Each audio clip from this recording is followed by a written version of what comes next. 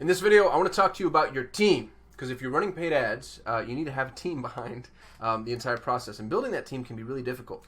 And what I'm about to share, I believe, is applicable regardless of your situation. So you could be an agency, a business, a freelancer, a solopreneur. No matter who you are, I think the construct of the team ends up being really consistent because honestly, the proficiencies required end up being really consistent. Now, the differences, the variation are going to be found in the amount of time you need from each member of your team, which we'll talk about here in just a second. But let me get to my slides. We're going to play Death by PowerPoint. So here's the usual PPC team. This is what we generally see. You take a client, bam, that's the client up on the pedestal, ta-da, and then you connect them with an account specialist. Now, this is a flawed model, and there's a reason this is a flawed model. Specialists, and a specialist, the way that I'm using that term incidentally, which is one that I actually stole from another agency that we used to work with a long time ago,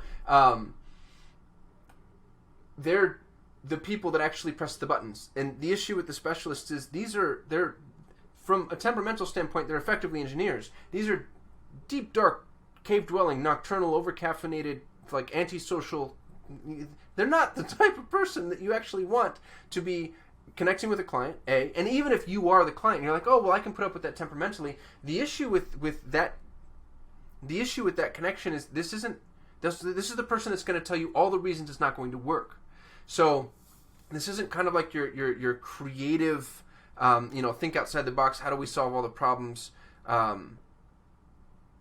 Client advocate. This is the person who needs to be held accountable to a goal every single day, and by virtue of that role should be a little trepidatious. They should actually be the ones constantly pumping the brakes. That's what you want. If you have a specialist, it's like, oh yeah, gung-ho, bullish, let's do it, spend all the money. Probably not the right person for that role. So you want your specialists to be there. These are your engineers. And to take that person and to, connect them directly with a client, especially if you're in an agency, stop doing this. Stop doing this. This, for whatever reason, has proven to be the gold standard. I think maybe because people think it's the most financially efficient. I can tell you that it's not.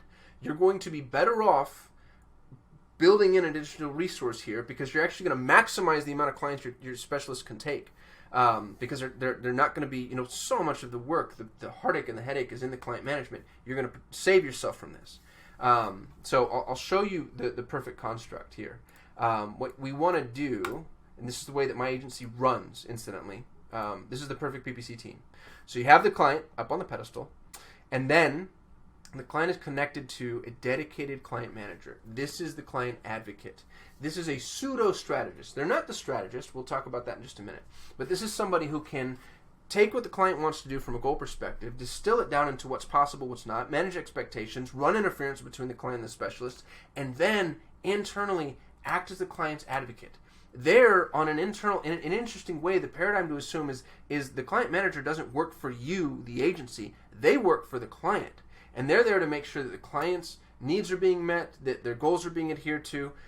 You want to, and more than anything, to be honest with you, it's just nice to have two people to be able to powwow with. Because if the specialist is the only one on this account, they're the smartest person and the dumbest person in the room at the same time. That's a dangerous place to be. They're going to have blind spots. That's just human nature. So putting a client management in the mix that understands the client really well, understands the client avatar, understands the client's approach, understands the client's temperament and how they'll respond to things, and then making sure that you basically take kind of a caricature of the client and insert them into your entity, and now you're positioning yourself to make sure that you're always serving the client's best interest because there's somebody there to advocate on their behalf. This is like the diplomat.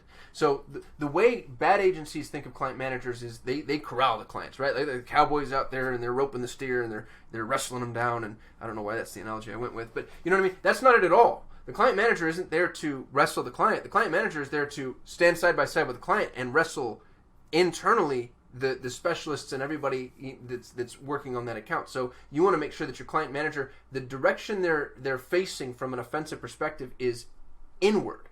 And I hope that makes sense and resonates, because I can tell you all, this makes all the difference. It makes all the freaking difference to have somebody there advocating for the client on a recurring basis.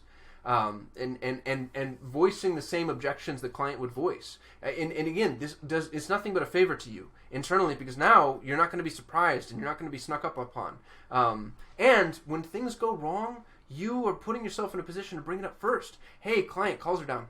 Calls are down by 15%. I've seen it. It's been the last 3 or 4 days. I don't want to raise my hand too soon because I don't want to be Chicken Little, but it's happened enough for me to just say, this is happening and we're looking into it. But I wanted to give you a heads up. That's way better than lobbing a report over at the end of the month and then the client being like, "What the hell happened? Why didn't you tell me what's going on here?" So this client management role, crucial. Don't make your client manager the specialist. Don't make your specialist the client manager. They're two entirely different temperaments. Now, once you have this duo in place, the completion of the trifecta in my mind is an account strategist.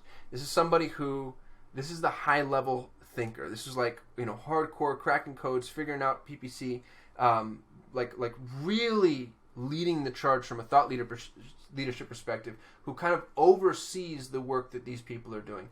This doesn't necessarily need to be internal. Depending on your current situation, if you're a solopreneur, if you're just a business, this could be somebody that you chopper in like every quarter just to oversee things and make sure that they're heading in the right direction. It's really hard to be a full-time client manager and stay up to date on all trends.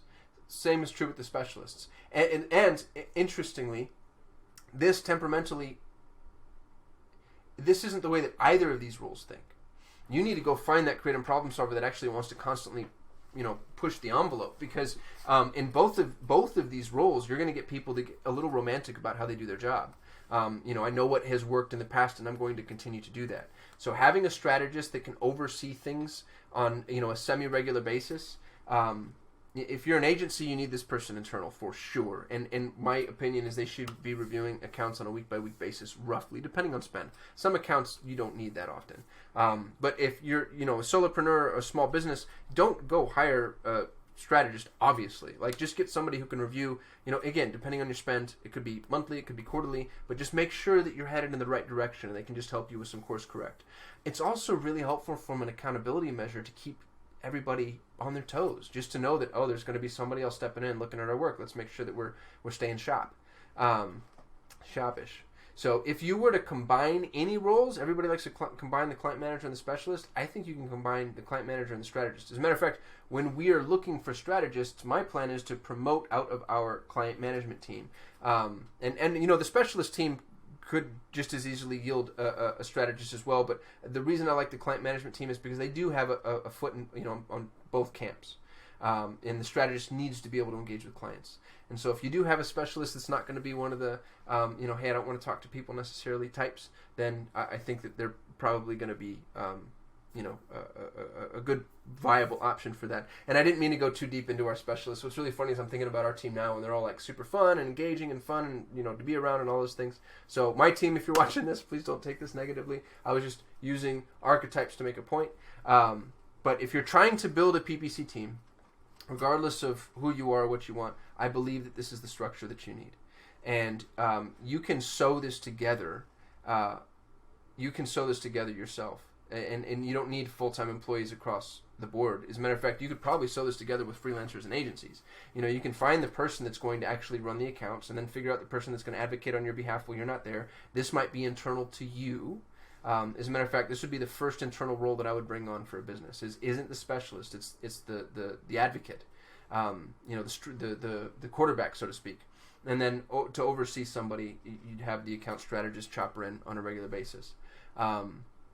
This isn't a set it and forget it game yet. The day it is, I won't have a job. So you'll know when Google goes set it and forget it, because I'll be, responding to help wanted ads. But until then, you need a team, you need a good one, and hopefully this structure. And, if you've got a better one or a different idea, I'd love to hear it too. This is 15 years of us playing trial and error. And I know other agencies that operate this way, and I do believe that it's the gold standard. But, there's always room for innovation. That's why we have the strategist there at the top, the triangle. That's his or her job to figure out what's next. And so if you've figured out something that's next that I don't know and I've got a blind spot, I'd love to hear it. Otherwise, smash that like. No, don't do that. I freaking hate. Sorry. If you like the video, you can like it. You can subscribe. I shoot a video every day. comment if you have questions. Otherwise, I'll see you tomorrow.